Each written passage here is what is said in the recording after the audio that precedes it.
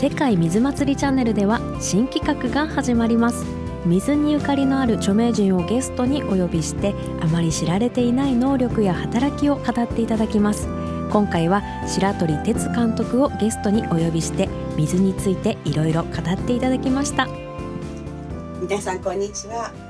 みちこの部屋へようこそいらっしゃいました。林みちこと申します。このみちこの部屋はですね、世界水祭りの一環として始まったものですけれども、今日がなんと第1回目なんですね。そしてこの目的は、多くの皆様と一緒に心を一つにして素晴らしい地球を作り上げていくために、または地球環境にしていくために、さまざまなことをより良い方向に向けていくために活動していらっしゃる方々をお招きしながら一緒にお話をしていきたいと思いますので、よろしくお願いいたします。そしてなんと、記念すべき第1回目には白鳥哲監督にお越しいただきました。ありがとうございます。今日はよろしくお願いします。よろしくお願いします。監督にはもう本当にいつも、第1回目の世界水祭りの時もね、浜松までいらしていただきまして。そうですね。思い出深いイベントでしたね。やっぱりね、あの時に思うのは、水に祈りをみんなで、込めてお祈りしたじゃないですか。で、実際にその実験もされたっていうことがね、すごい大きな成果だったと思いますね。あれは本当に私たち自身、その実行委員としてもびっくりしたんですけれども、本当に水質調査を専門としてやっていらっしゃる業者さんがいらしてくださって、で私たち結晶写真なんか江本のオフィスはずっと中でね、江本勝が撮ってましたから、もちろん結晶写真の祈りの前と祈りの後とも撮りましたし、それからGVD でしたっけ、GDV でエネルギーの違いも測ったんですけれども、なんと一番すごかったのが、その沢本商事っていう水質調査をやってくださってる方が調べてくださって、水質汚染がこの祈りの前と後では全く変わって、祈りの前の水は魚が生きていけないように水質汚染がひどかった、それが何百人かが同時に祈ったことによって、ちゃんとお魚が生きていけるレベルに、15というレベルから7レベルに落ちたっていうことで、もうこれはありえないことが起きたって業者さんおっしゃった。そうですね。実はね、私実験結果ってすごいなと思って、あれで意識変わったことなんですよ。COD って通常どれだけ酸素を使ったかっていう値で、水をきれいにする指標なんですよね。で、よく私も映画作ってる時に、水がきれいになった指標の COD の値っていうので見てくるので、どれだけ酸素を使ったかっていう結果なんですよ。そうすると分解されてるんで、水自体が浄化されてクラスターの構造が細かくなっていく。で、それが祈った方がそうなるんですね。で、祈らないで対象群が全く変化がないっていう。すごいですね。で、それはね、私は実際あそこでね、立ち会って祈ってたので、みんなで本当に感謝の気持ちと愛の気持ちを送っただけなんですよ。わずか5分から10分ぐらいですよね。それであれだけで変化が起きたってことは、もう意識自体がエネルギーを持ってるっていうことの証明があの時されたんですよね。もう本当まさに波動ですからね。私たちの考えていることって見えないだけで、でもそれは例えばラジオのね、あれと一緒で、結局全てエネルギーがここから出てるわけですよね。それでね、あと私だからGDV についても、もともと2010年ですかね、コンスタンティン・コルトコフ博士が琵琶湖にいらっしゃって、その時に実際にみんなでお祈りをした時に、GDV についても、コルトコフ博士が説明されてお祈りされた、その時もいたので、GDV、いわゆる光ですよね。その光の量が我々が意識を送るだけであんなに増えるっていうことっていうのは、だから意識っていうのが光に関係してくるんだなっていうことも2022年のね、浜中での実験で私の中でもう間違いないんだなっていう確信になったものだったんです。いや、実は私にとってもそうだったんです。今までずっと結晶写真だなんだってずっと見てきたんですけれども、ようなデータがね出たってことは、本当にこの集合意識っていうかのエネルギーの増幅の仕方っていうのは半端じゃないなと思って、そうですね。それだけやっぱり祈りの力が強いんだなって思いましたね。いや、それでね、翌日、ええ、1日目はイベントして、翌日は浜名湖の、ちょうど引き潮の時にしか現れない島の上で、みんなでお祈りしたんですね。で、あれもね、すごい思い出深い体験で、まあ、潮が引いてる最中に、そこに、まあ、祭壇が生まれるわけですよね。で、あそこでみんなで、浜名湖の水についてお祈りをするという、すごい貴重な体験で、しかもね、あの日ね、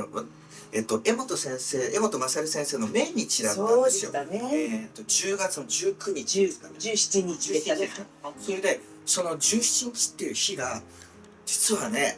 これ、マヤ暦っていう暦があってですね、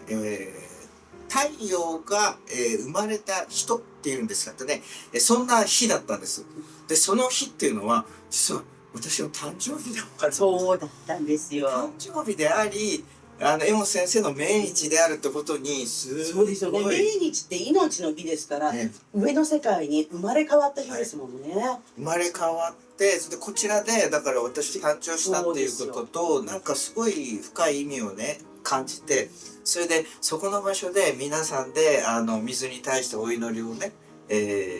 前日の実験を経てますから、確実に水の情報が変わって水がきれいになってるって意識になってるってものすごくパワフルなね、お祈りになったと思いますよ。で、あの時にね、私もなぜか話をしてくれて、で、祈りのリードもしていただきました。ありがとうございます。してほしいという話だったんで、ちょっと困ったんですけど、そうでした。それで、でもね、せっかくなんで、世界の水を変えていくっていうつもりでね、で、場所にいらっしゃる皆さんと共に、お祈りをして、すごい清々しい時間だったんです。あそこの浜名湖ってほら、汽水じゃないですか。だから海水と淡水がこう一つになってて、ある一点から太平洋に水が流れていってるんで、もうあの時のみんなの祈りって世界中にあそこから発信されたんですよね。しかもね、みんなで祈った後にだんだん水が迫ってきて、それでもう島がなくなりましたね。島がなくなってきて、徐々にみんなでこうね、水の中に入っていった最後は。あれもまたね、もう忘れられない体験でしたね。はい、楽しかった。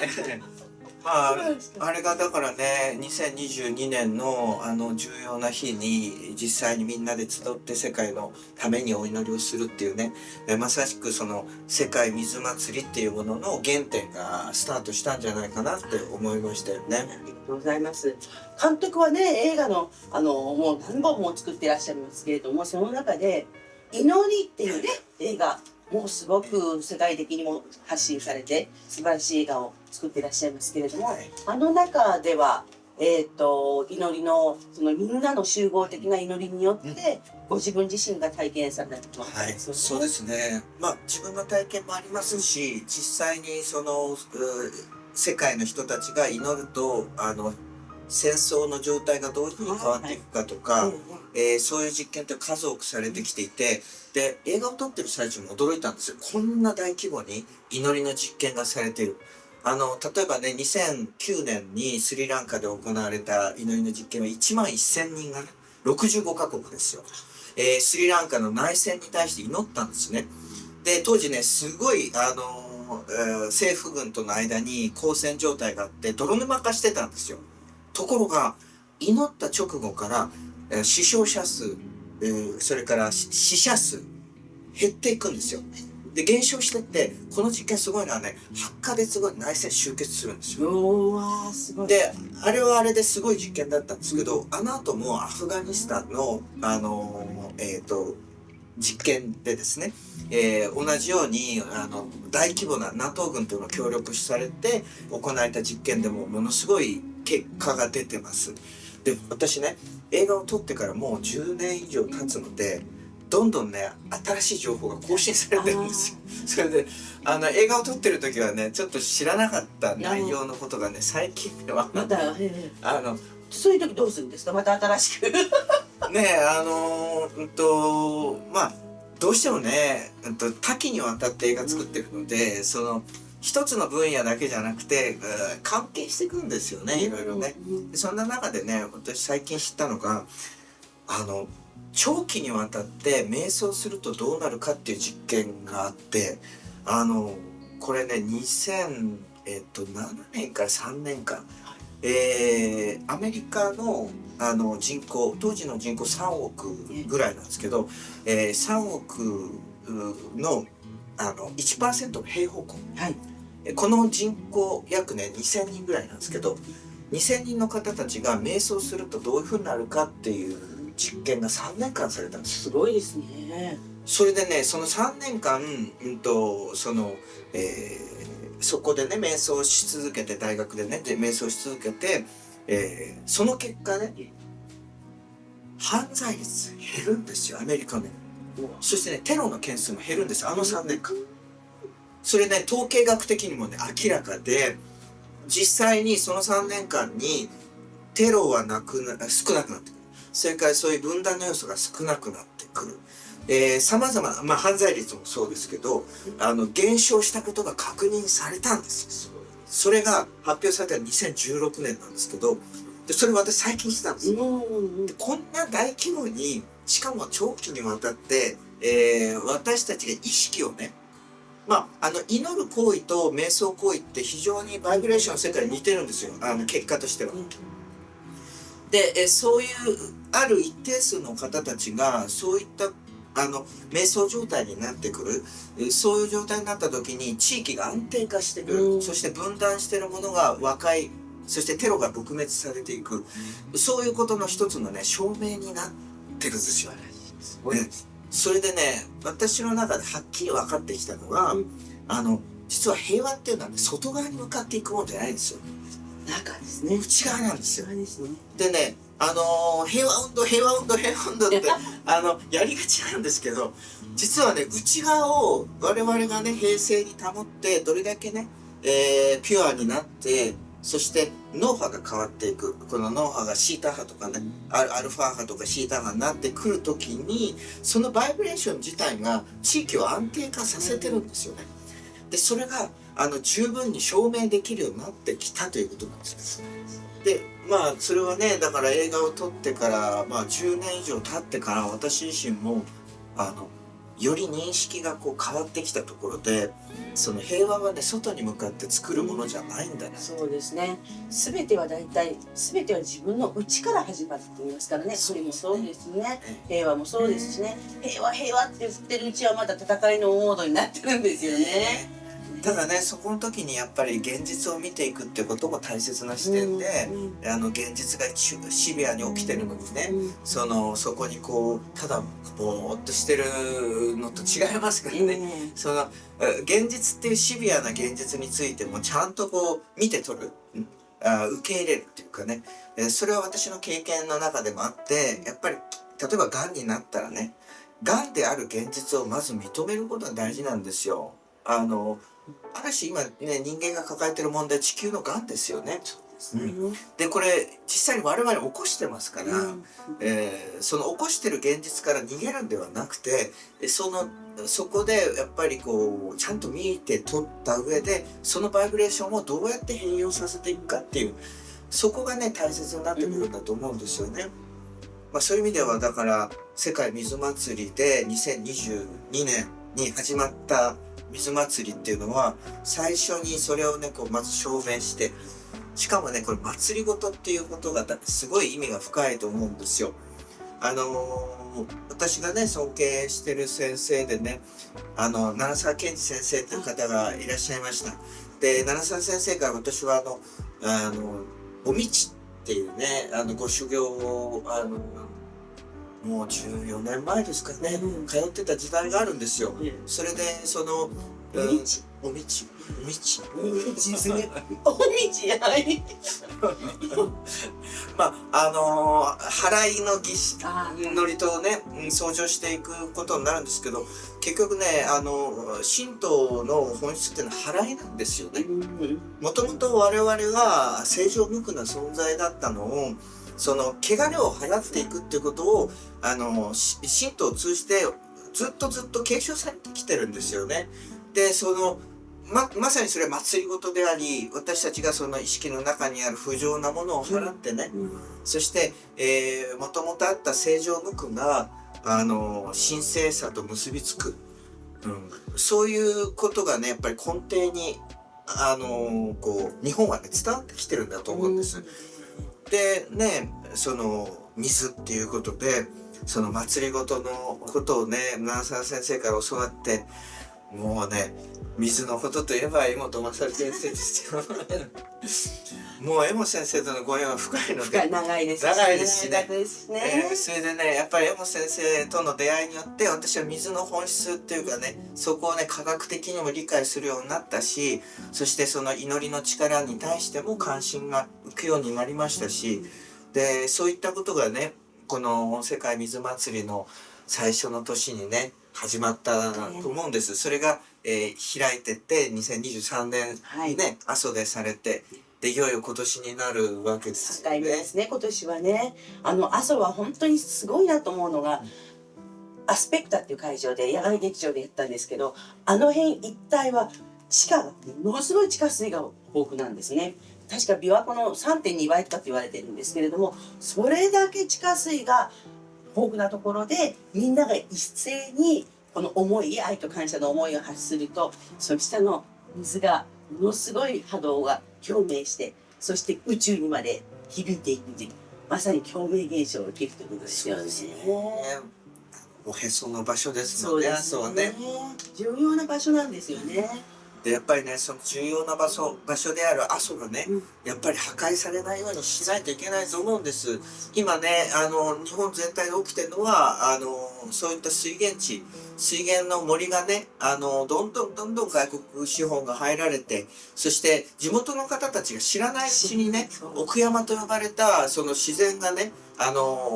メガソーラー開発だったり、自然エネルギーと消費しながらね破壊されてるんですよね。でここをね私たち守っていかないとどんどん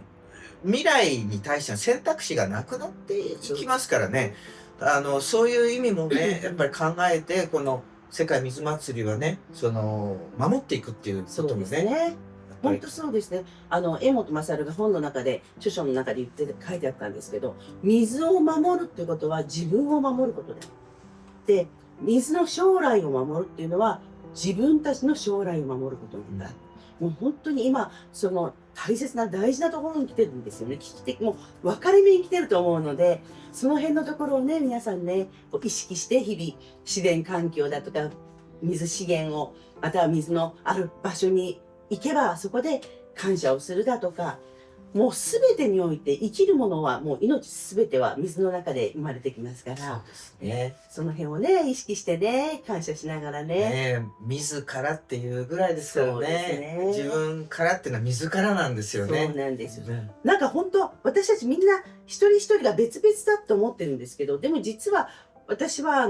人間一人一人が水の一滴だと思ってるんですね。すると水の一滴一滴っていうのはくっつくじゃないですか。一つになるじゃないですか。それが黒い水であっても透明な水であっても赤い水であっても必ず統合されるんですよ。一つになるんですね。だから私たちも本当に世界を超えて、その国を超えて、言語を超えて、宗教を超えて、全てを超えて、一つに心を一つにして、みんながこう思いやって、尊敬し合って、敬意を払って、そして水を大切にしていく。水を大切にするっていうのはやっぱり森を大切にすること、山を大切にすることですからね。自然を大切にしていく。もうそれがなければやっぱり将来大変なことになるので、今私たちが何ができるんですよね。私ね水のことをね向き合っていくとね、水の中身ってね利他だなと思うんですよ。もうね完全な利他ですよ。そしてね分子構造が常にこうね、手放したりしながら、手をつなぎ合ったりしながら動き続けてる、その利他の思いで動き続けてる存在、本当に限りなくその宇宙の創造主に近いようなね、そういう存在だと思うんですよ。でこの私たちのこの物質の世界とこのエネルギーの世界をつないでいくすごい大きな役割がね水の中にあって、で私たちがだからその水に対して敬意を払うっていうことがね、自分に対して敬意払うことと同義だと思うんですよね。確か江本勝が2004年かなんかに水フォーラムがスイスであった時にお招き受けて行ったんですね。その時にその当時すでに35年以上水の研究をしていらっしゃったジョアン・デイビス博士っていう元チューリッヒ工科大学の先生なんですけれども、その先生がはっきりと江本勝におっしゃったことがあったんですよ。それ何かって言ったら、この水の結晶写真を見ることによってお水の浄化っていうのはそういう浄化施設を通った水が本当にいいそういう結晶を作る水ではないんだ。水にとって大切なのはやっぱり人々が敬意を払うことなんだ。大切にして感謝して敬意を払うことなんだ。それが一番この結晶がその科学者たちに対してもねちゃんと伝えていることなんだっておっしゃった。でもそれ私すっごい大事な言葉だなと思ってねいるんですよね。そうですね。日本でも三熊理心、三熊理って言いますよね。水はもともと人間だけじゃなくて全てにこう分け与えていくような神様そのものであるっていうね。それはまさにそのお道のねお祓いの儀式の中にもあって、雨の皆神主の御事ってね、皆神主って水の中の主ですからね。でそうするとやっぱりそこに対して我々が全てを分け放ってね、敬意を払って、そういう文化が脈々とね日本にはあったはずなんですよね。でそこをやっぱり継承しつつやっぱり新しくこう、伝えていく、生まれ変わって伝えていくっていうことがこれからの我々の役目じゃないかなと思いますよね。そうですね。今監督が一番力を入れていることってね、たくさん映画を作っていらっしゃって、蘇生もそうですよね。愛と微生物ね、蘇生はもう世界で7カ国語そうですね。以上ではい。翻訳されて世界中で放映。蘇生はね上映世界に広がってますね。ね祈りもそうなんですけど、いろんな言語に訳されて、やっていただいています。で、その要は今こう地球環境の問題ってもう待ったなしになってきてるんで、そこについて一つの希望をね見せてる、一つの回答の一つですよね。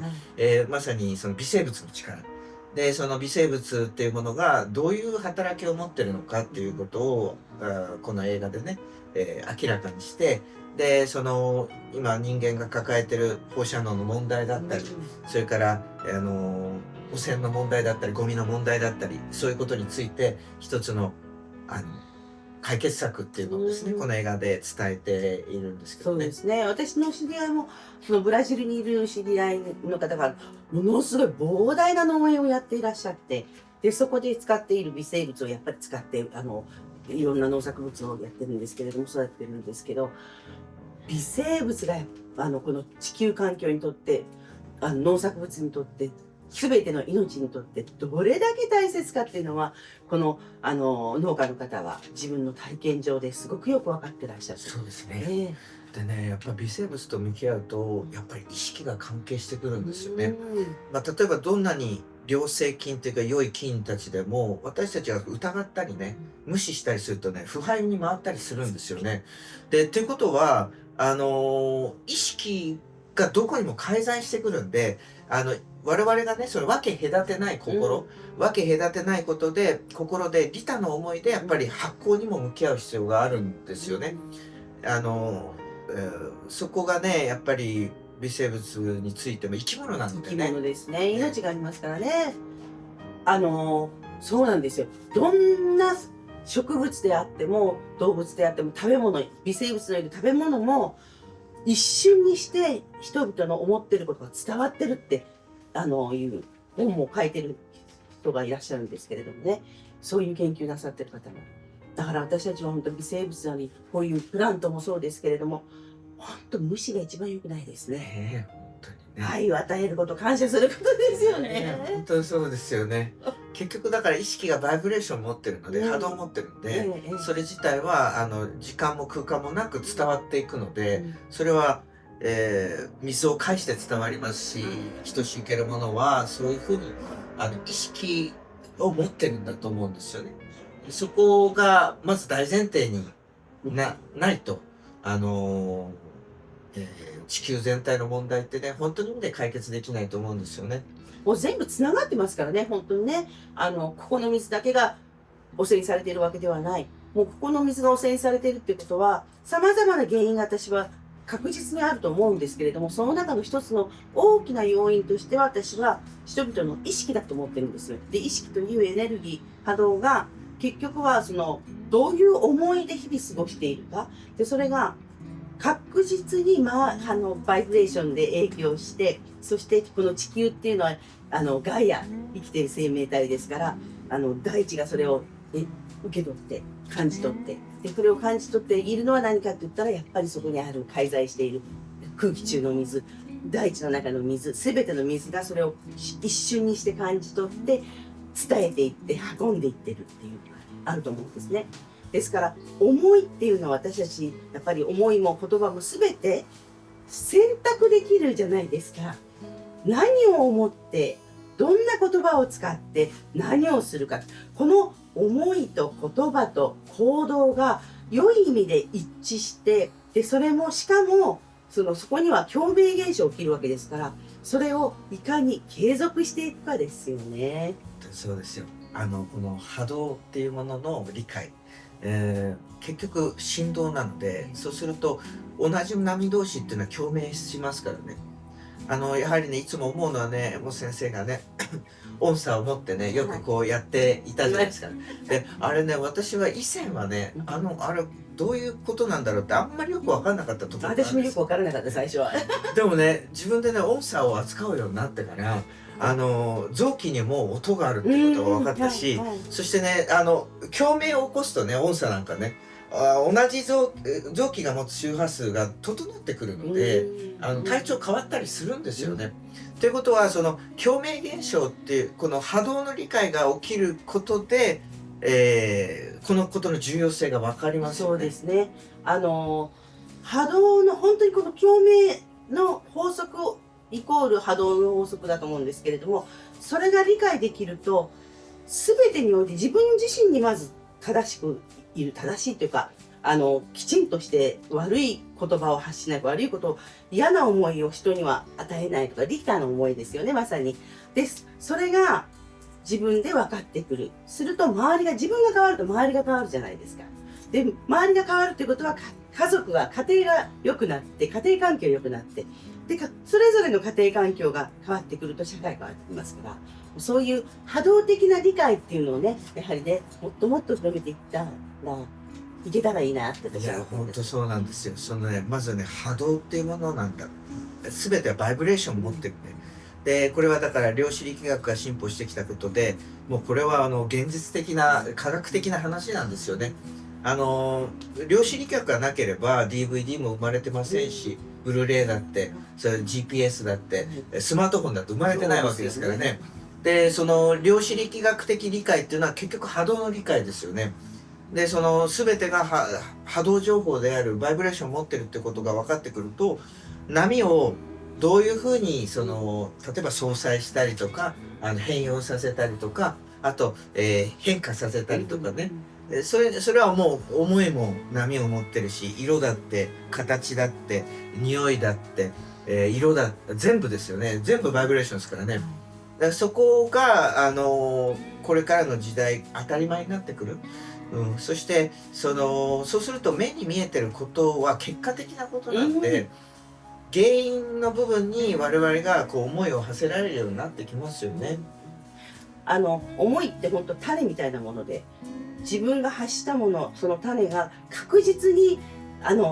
どのような種を私がまいたか発したかによって、その種は必ず芽になって出てきますし、成長しますしね。だから良いものをとにかくみんなが発していくっていう風にしていったら、この世の中とにかく日本から発信していって変わっていけばいいなと思いますね。そうですね。いや、それでね、やっぱりキーワードはね、調和だと思うんですよ。結局ね、波動は乱れたものを一番調和させていくことがね、ハーモニー作っていくことが現実をより良いものに変えていきますからね。で、やっぱり調和が取れてくると肉体も調和が取れてくるし、人間関係もそうですし、実際に世界も変わってきますからね。そうですね。調和、本当にもう日本はまさにその和合の国ですから。はい、もうね、まさしくそこなんですよ。そうなんです。結局ね、日本のこの DNA、日本人が受け取ってきた、縄文の時代から受け取ってきた DNA っていうものをよくよく見てくると、大調和なんですよ。大調和ですね。それね、小さな調和じゃないです。もう全体が調和になって、すべての生きとし生けるものが、どうすれば調和が取れていけるかってことに常にね、バイブレーションを向けてるんですよね、意識をね。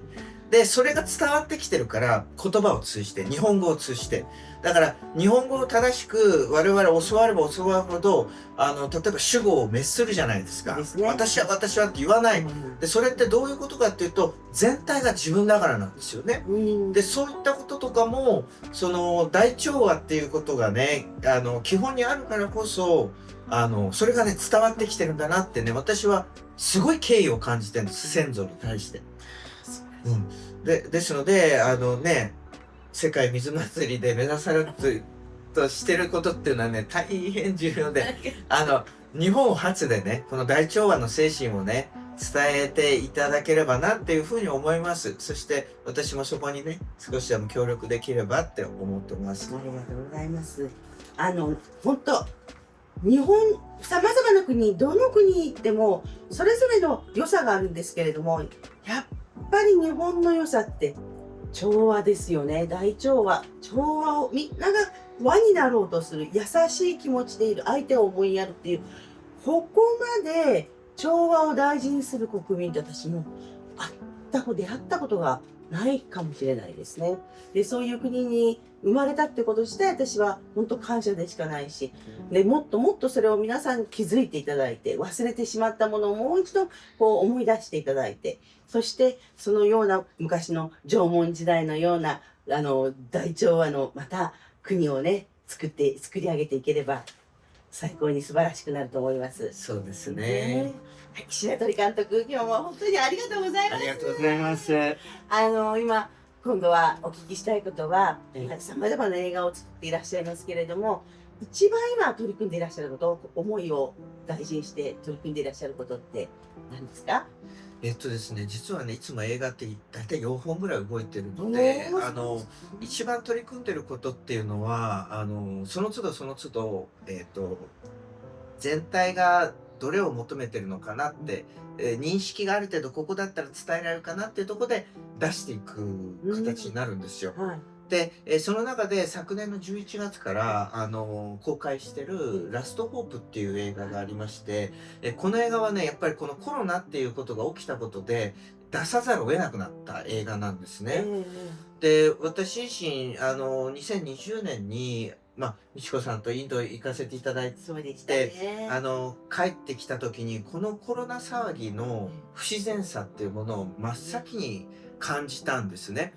で、どうしてこんな不自然なことが進んでるんだろうってことが一番最初に私が思ったことだったんですよ。で、具体的に言うとね、自然免疫を高める情報ってメディアから一切出てこないんですよ。テレビも、そして公共機関からも。で、通常ですね、この感染症の問題って、自分たちの自然免疫をどうやって高めていくかっていうことが起きて、それで社会的免疫が整って感染症って終了するんですけど、テレビでね、出られてる方たちってほぼほぼ感染症の専門家ばかりで免疫の専門家いらっしゃらないんですよ。確かにそうです。これ異常な話なんです。普通に考えたら、本当にね、人の健康を考えるとね、その専門家出して、専門家なりにね、免疫を高めるお話をいっぱいしていただく方が圧倒的に、健全です。ところがこの3年間、メディアでね、起きてきたのは朝昼晩、その専門家と称する方々が、一つの方向しか伝えてないんですよ。で、これをやらないと、この感染症対策しないと、っていうことだけなんですよね。で、これおかしかったんです。非常に不自然極まりないです。あとね、その感染した方々の数ばかりがどんどん出てましたもんね。これがね、私のね2つ目の不自然さで、PCR 陽性者って感染者じゃないんですよ。で感染者じゃないものがいつの間にかコロナ陽性者だって切り替わって、もう今ほぼほぼ皆さん陽性者イコール感染だって思ってるじゃないですか。でこれね間違いなんです。感染ではないので、陽性は感染じゃないんです。でこれは私なんでこんなこと言ってるかっていうと、もうね10年以上前から水の絵が取り組んでるので、水の実験いろいろ見る中で PCR の実験を私はもう知ってたんです。でどういう実験かっていうと、リック・モンタニア博士がこの方ねエイズウイルス発見されて、ノーベル賞を受賞された本当に素晴らしい科学者の先生です。ね、残念ながらお亡くなりになられましたけども、モンタニア博士がね試験管に DNA を水の中に入れて、それを100万倍希釈する。で希釈するということは DNA が事実上ないただの水のものがしばらくするとその DNA の波動情報、磁気情報を出しちゃうんですね。でモンタニア博士はさらにすごいのは、単なる水のこの波動情報を出してるものの横に PCR 溶液を置くという実験するんですよね。でその置いたただのこの溶液から出た波動情報が溶液に移るんですよ。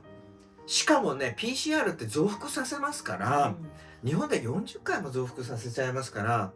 DNA 生まれちゃうんですよね。つまり波動情報で DNA が生まれるっていうことですよ。水の情報記憶で。陽性は感染じゃないんですところがこれ PCR 陽性だってなるわけです。でよくよく調べるとね、陽性の基準インフルエンザ A 型 B 型マイコプラズマ肺炎、かつてコロナがあって今なかったとしても陽性になるって書かれてるんですよ。つまり PCR 検査すればするほど陽性者は増えるんです。だから、この検査を繰り返しやればやるほど陽性者は増えるんですけど感染者は増えないんです。この実態がおかしいんです。でこれ自体がずっと不自然極まりなくて、で私口酸っぱくこの話をしてもみんなテレビの情報に飲まれてって、そうなんですね。で熱が出たイコールもうね自分はコロナの感染者だと思ってるんですよ。でもよくよく見るとインフルエンザ A 型 B 型の時も味覚症状なくなってたり、それからね通常はまあこのウイルスの問題っていうのは熱は出した方がいいんですよ。つまり症状即治療なんで、私たちは熱を出して免疫に覚えさせるために鍛える必要があるわけですよね。それで収束するわけですから、これも不自然です。そしてねこれはさらに不自然なことですよ。これもねおかしな話なんですよ。人口動態調査っていうのがあるんですけど、年々どれだけ亡くなったかってね調べられてきたんです。だいたい120万人とか推移してね、そんな変わらなかったんです。ところが例の2020年コロナが発生したとされる年に死亡者減るんですよ。あ、そうです。つまり皆さん免疫上がるじゃないですか。飲み会行かなくなって、そうですよね。病院にもあまり行けなくなっちゃう。皆さん飲まなくなったじゃないですか。免疫が上がって腸内細菌が健康体になったから死者数少なかったんです年。ところがですよ、2021年の2月例のこちらが始まってからなんですよ。本当に突然に亡くなられる方々増え始めて、そしてねその増え方がすごいんですよ。それで前はなかったねターボキャンサー、これも大丈夫かな、いわゆる全身にがんが広がる病気ってなかったんですよ。それが今もう当たり前に起きてますからね。でしかもねこの人口動態調査もおかしい、なんかねこの間ねちょっとその情報出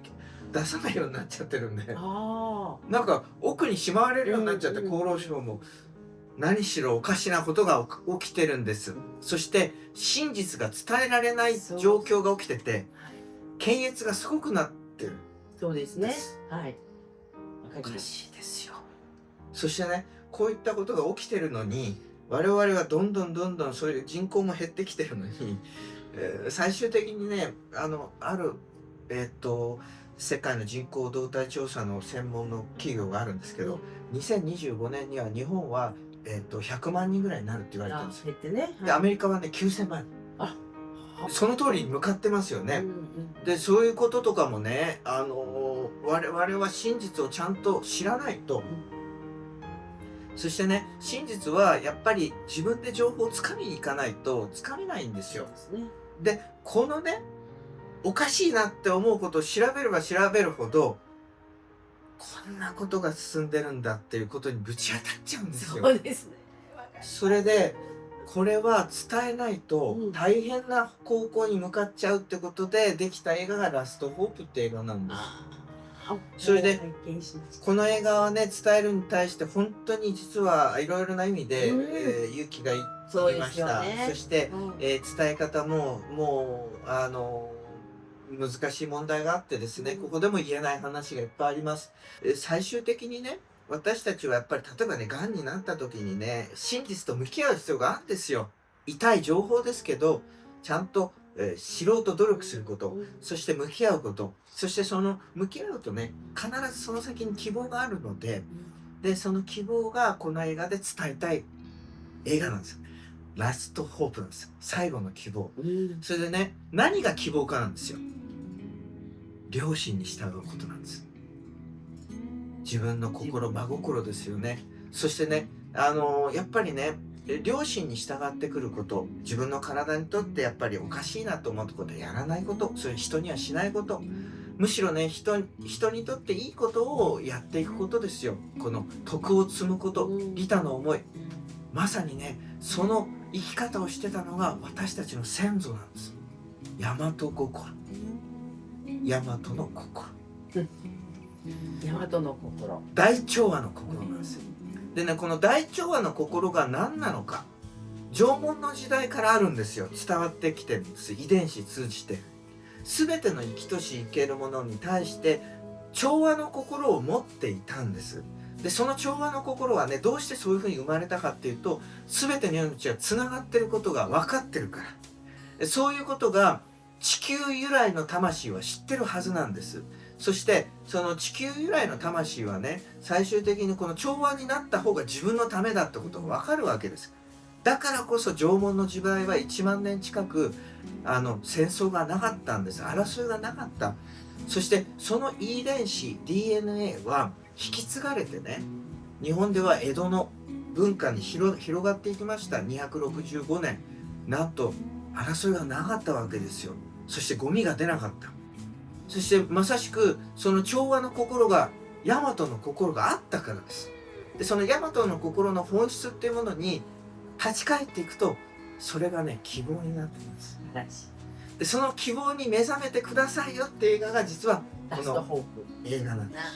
す。もう本当多くの方、皆さんぜひご覧になってくださいね。どうやったら見れるんですか？去年から映画館での上映がスタートしていて、名古屋のシネマスコーレという映画館で、今週週末から公開が始まります。それから、長野の、アイオーザロキシーというところで、劇場で公開が始まります。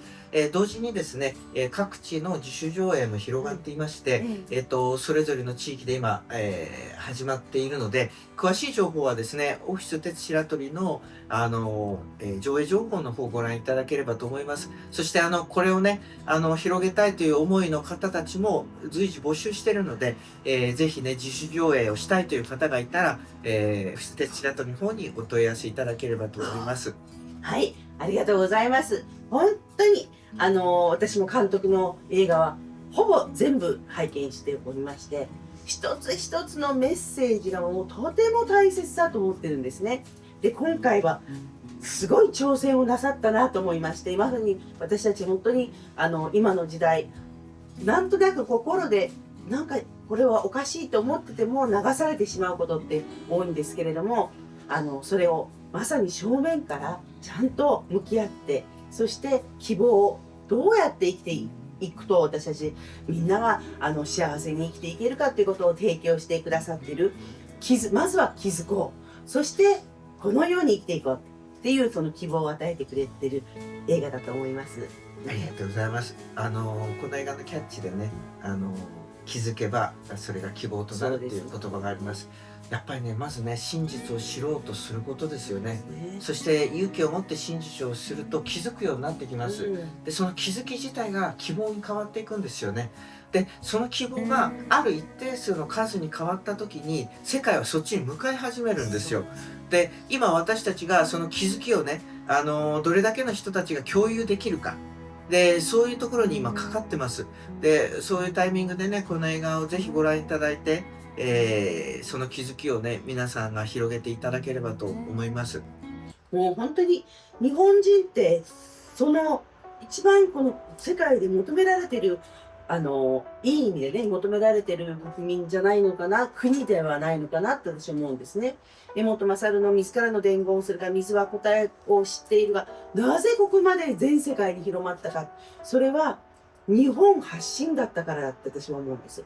そして今この時代に和食がブームであり、そしてアニメがブームであり、全ての日本文化、それから武道、さまざまなことが、日本に関するさまざまなことがすごい世界規模で受け入れられているということは、やはり日本にそれだけ光をみんなが見ていると思うんですよね。その光を私たち自身がちゃんと気づいて、そしてその光をもっともっと大きくしていけるといいなと思います。本当に監督にはね、貴重なお時間をいただきましてありがとうございました。ありがとうございました。この後ですね、吉野内先生にいらしていただくんですけれども、ね、監督も吉野内さんとは深い関係がおありになりますけれども、もう本当にご縁が深くお付き合いさせていただいていて、きっかけはですね、まず映画「ストーンエイジ」という映画があったんですけども、これは自らの伝言の江本勝先生をモデルにした、波動カウンセリング、こちらのですね、実話を映画化したものなんですね。で、この映画の中で波動機器が登場するんです。世界で初めて波動機器が登場した映画になります。で、その波動機器の手タレとしてね、吉野先生には登場していただいたんです。映画自体はね、俳優さんが演じてますから、その手の部分、波動機器を扱う部分が、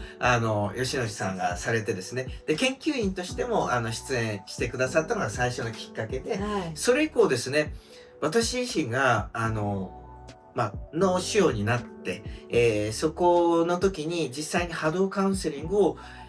吉野誠一郎先生の下で私はやらせていただくようになって、そこで実際に克服してきたっていう、命の恩人ですよね。それでそれ以降ね、吉野先生とは情報の共有をしたりとかですね、波動機器っていうものを実際に私も使うようになって。本当詳しいですからね。そうですね。いや、監督がすごい詳しい。波動機に関してものすごい詳しいじゃないですか。私なんか全然江本勝の秘書だったにもかかわらず何も知らないんですけど、監督が波動機のことを話し始めたらものすごい詳しいんでびっくりしました。そうですね。アストレアの初期のやつも映像作ってますからね。それから波動チャンネルっていうチャンネルもね、私がプロデュースしてやったり、それから江本先生はもちろん映画だけじゃなくて、江本先生が帰国するたびにその波動チャンネルで、ね、お話を伺うみたいなこともありましたから、波動機器についてはね、私もね、それなりにね、体験と勉強させていただいて、で、この波動機器はこういう特徴があるなとか、この波動機器こういう特徴があるなとかっていうのをね、学ばせていただいて、それからそれぞれのその波動機器の良い部分と得意技がやっぱ違いますからね、そこの部分も私なりに勉強させていただいて、そうなんですよ。それで一番新しい機械のね、令和の、そして令和の次が始まるという話もちょっとちらちら聞いて、でそこの話についても私はちょっと今ね体験させていただきながら、でその波動が持つ意味についてその度ごとにね、私もこの波動の進化ですよね。やっぱりそのバイブレーションですから、いろんな形状があるわけですよ。見方が違ってくるので、その見方によって体に対しての影響する場所もどういう見立てがされてるかっていうのも違ってきますし、はい。光で見てるのか、うん音で見てるのかうんっていうこととかでも随分変わってきますからね。そういったあと言葉とかの力とかっていうのもやっぱりバイブレーションのはい。一つの、側面ですしね、ねそういったところとかも吉吉先生とお会いするたびに刺激を受けて、で自分もそこで学ばせていただきながらまさにねこの縄文意識をこれからね日本人の方たちに思い出していただく、ねそういうところを私もね今映画っていう形で、させていただいてますけど、そういう交流をね持たせていただいてます。素晴らしい。ありがとうございます。やっぱり江本勝先生からどういう部分をね引き継いできたかっていうのを見てきてるので、で私も江本先生との出会いからのこのストーリーっていうのもね、そういうのもねいろいろ見させていただいて。だって監督の方が私よりも江本勝とのねお付き合いというかもう当初からですから、いやー本当に私は途中からですからね。そうですよ。なんかある時電話かかってきて、今どこどこで飲んでるからいらっしゃいで。来なさいといかなさい。そう呼ばれて行きました。もういろいろその度ごとに教わりましたよ。いやーありがとうございます。本当に監督のおかげでね、本当江本勝もいろいろ映画を作ってもらったりとか、帰ってくるたびに海外から帰ってくるたびに撮影していただいたりとか、監督には感謝しておりましたしね。いやこちらこそ感謝です。やっぱりね先人がいらっしゃったからこそ私たちがね今そうですねこうあるなって思います。その波動に対する理解だったり水っていうものに対する理解だったり、江本先生との出会いがあったからこそですし、それからね先ほど水祭りなんで七沢健二先生、はい。もうこの方も素晴らしい先生で、うんまさにねこの祭りっていうこと、それからこの日本の神道がね受け継いできたことを八景神道という形でねお伝えされていらっしゃった先生ですし、もう奈良先生からも私はたくさんのことをいただいてきたのでね、やっぱりこの先人からのこの知恵、先人に対する感謝ですよね。で、そのおかげで自分が今あるってことをね、改めてね本当に心から感謝したいです。ありがとうございます。素晴らしいです。もうこれからも陰ながら応援させていただきますので頑張ってください。ありがとうございました。はい、今日は皆さんありがとうございました。白鳥監督でした。ありがとうございます。ありがとうございました。世界水祭りは今年も阿蘇で開催します。9月21日土曜日、22日日曜日に開催します。現地でのご参加だけではなくオンラインでも参加可能です。詳しくは概要欄の公式ホームページからご覧ください。またインスタグラムもやっています。水に関するたくさんの方の活動をシェアしています。ぜひフォローしてご覧ください。